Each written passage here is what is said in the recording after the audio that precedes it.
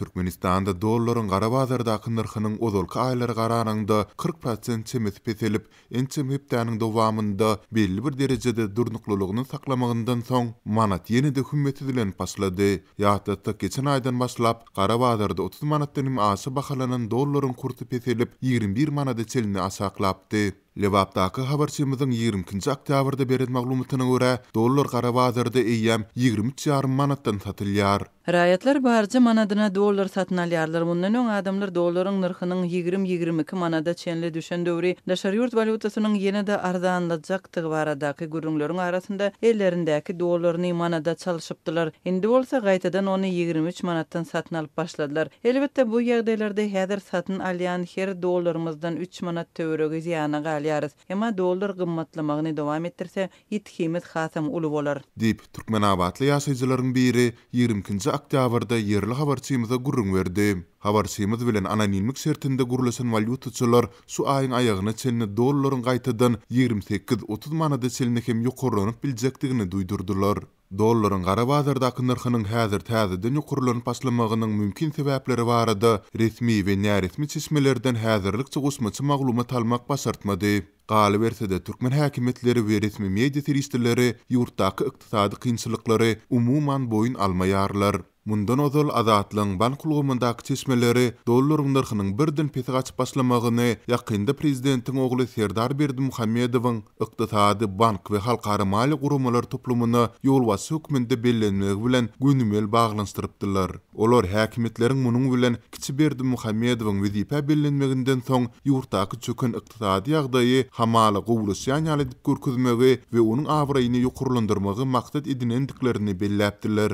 Sol bir wagtda dollaryň hümmetiniň gaýtadan ýokurlanyp başlamagy bilen narhlardaky mümkin durnuksyzlykdan hawatyr edip, hususy töwdügärler hem daşary ýurtlardan getiren haritleriniň aglaby bölegini dukan tekçelerinden aýyrdylar. Bellese geçen aýyň aýygynda azatlyk bilen tökbetdes bolan telekiçiler dollaryň narhynyň ozalkylary garanyňda ýene-de azyndan bir aý töweregi arzanlamagyny dowam etdirse, diňe sol ýagdaýda haritleriniň bahalaryny hem peseltmegi göz öňünde tutýandyklaryny aýdypdylar. Ýogsa häzir küne çelini azyk we senagat haritlarynyň soltanda dermanlaryň hem bahalary dollaryň 30 manatdan hem aşy bahalanan döwründe kesitlenen narhlardan satylýardy.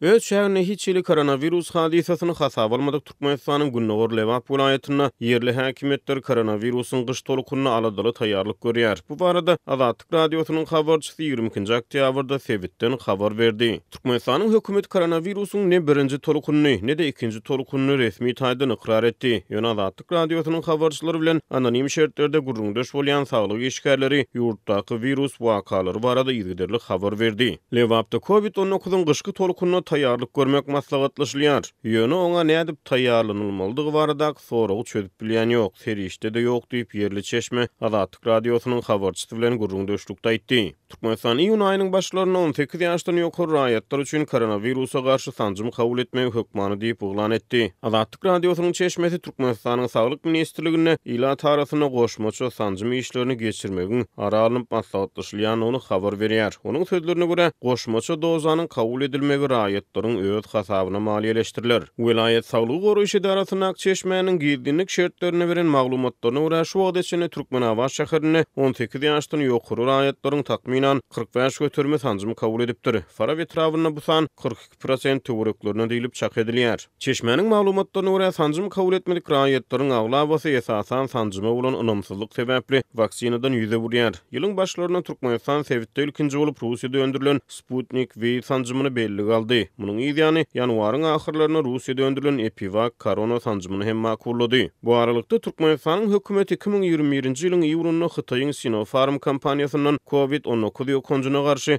1.500.000 doza vaksina satyn almagy kararlaşdyrdy. Bütün dünýä Saglyk Guramasynyň hasabatyna görä 29 awgustda çenli Türkmenistanyň ila tarasyny 7,5 million dozadan gowrak sanjym ulanypdyr. Türkmenistanyň döwlet habarlar agentligi 10 oktýabrda ilatyň 70 götürümden gowragynyň sanjym kabul edenligini habar berdi. Saglyk pudugyna çeşmemiziň maglumatlaryna görä vaksina kabul etmedik raýatlar vaksinany howply hasaplaýarlar. Vilayet Saglygy Goraýyş Edarasy gyş aýlarynyň golaýlaşmagy bilen çeşmämiziň maglumatlaryna görä nowatdaky COVID-19 tolkunynyň dümew sowuklama ýaly keseller bilen garşyp agyr boljagyny çaklaýar. Çeşmämiz Sewitiň saglyk edaralaryna ätýaç kislorod we öýkün üçin ventiliasiýa enjamlarynyň taýýar däldigini aýdýar. Eger wagtyna tehnik enjamlar we ätýaç dermanlar üpçün edilmese koronawirusyň täze tolkunyny iýul we sentýabr aýlaryna tolkunundan hat köp adam itkisiniň boljagy çak edilýär diýip Saglyk Puwdagyna Çeşme anonimlik şertini Azatlyk radiosynyň habarçysyna gurrun berdi. Bu aralykda hiç ýyly koronawirus hadisasyny hasap almadyk Türkmen hökümeti mask rejimi, hereket çäklendirmeleri, petiklemeleri ýaly ödürli karantin düzgünlerini güýje girdi. Häzir ýagdaý sähel gowulaşdygy ilan tarasyna toý çäreleri, adamlaryň birek-biregiňe baryp oturuşmagy ýaly çäreler köpelip başlady diýip Saglyk işgär aýdýar. Ol ýurt boýunça köpçülik çäreleriniň çäklendirilmegini maslahat berýär. Hatda döwlet çäreleri hem çäklendirilmeli diýip Saglyk işgäri sözüniň üstüne getirdi.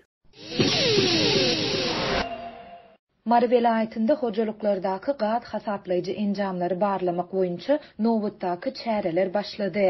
Welaýetin gad üçünçülük edarasynyň işgärleri hojalyklary aýlanyp, raýatlardan gad hasaplaýjy enjamlaryny öz çykdyjylarynyň hasabyna Türkmen standartlary baş döwlet gullugynda barlygdan geçirmegi talap edýärler. Şeýlede olar gad hasaplaýjylary barlygdan geçirmedik hojalyklaryň gadynyň kesilmek ähtimallygyny duýdurýarlar. Bu barlyklaryň jikmenjikleri barada Azatlyk radiosynyň habarçysy Sewitden maglumat berýär. Biziň öýümizde gad hasaplaýjy enjam bolsa-da, gad edaranyň işgärleri seniň gad hasaplaýjy enjamyňda möhür ýok. Ol tehniki gözewçilikden geçirilmändir diýip aýtdylar. Men olara bu enjamy 2 ýyl ozal siziň edaraňyz gurnap berdi we munyň üçin 640 manat töledik diýdim. Men olara enjamda ähli dadyň düzüdügi barada özleriniň beren kitapçasyny hem görkezdim. Olar maňa bu öňler bolýardy, ýöne şuýla geçip bolanok, bizden başlyklaryň talaby şeýle diýdiler diýip welaýetin Bayramal şäheriniň bir ýaşaýjysy anonimlik şertinde 21 oktýabrda habarçymyza gurrun berdi. Türkmenistanda 2019-njy ýylyň ýanwarynda ilatyň gaz, suw we tok üçünçüligi tölewli görnüşe geçirildi. Bu karar halk maslahatynyň 2018-nji ýylyň sentýabrynda geçirilen mejlisinde kabul edilenden soň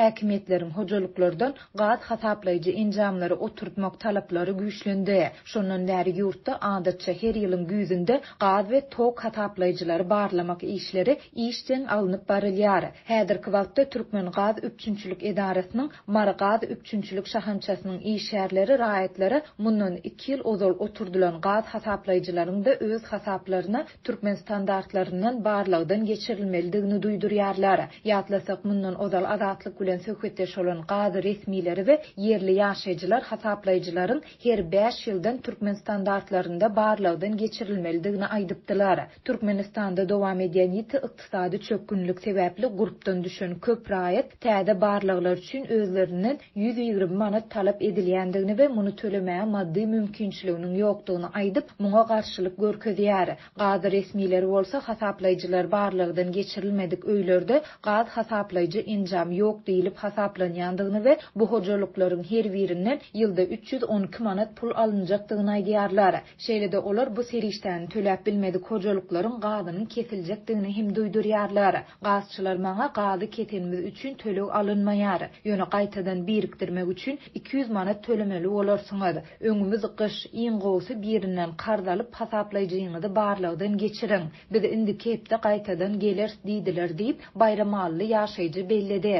Ol ýurtdaky ykdysady kynçylyklaryň koronavirus ýokunçlygynyň gyçylygyň we gymmatçylygyň ilata agyr darba urandygyna ünsü çekip, häzirki wagtda kard berip biljek maşgallaryň hem tas ýokdugyny sözüniň üstüne goşdy.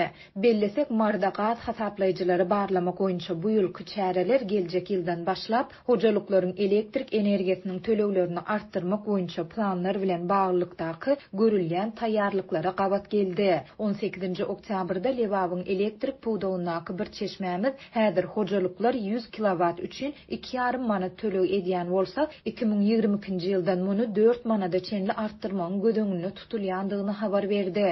Munyň izi süre Lewabyň elektrik üçinçilik edarasynyň resmileri ýaşaýjylaryň öýlerine aýlanyp 2021-nji ýyl üçin elektrik töleglerini şu ýylyň ahyrına çenli geçirmedik raýatlaryň bergileriniň täze ýokarlandyrylan nyrkdan töledilejekdigini duýdurdular. Mundan 3 ýyl ozal Türkmen hökümeti ilaty çärek asyrlap mult berilen ýeňillikli hyzmatlary ýatyranda ilatyň durmuş derejesiniň ýokarlanandygy aýdyldy.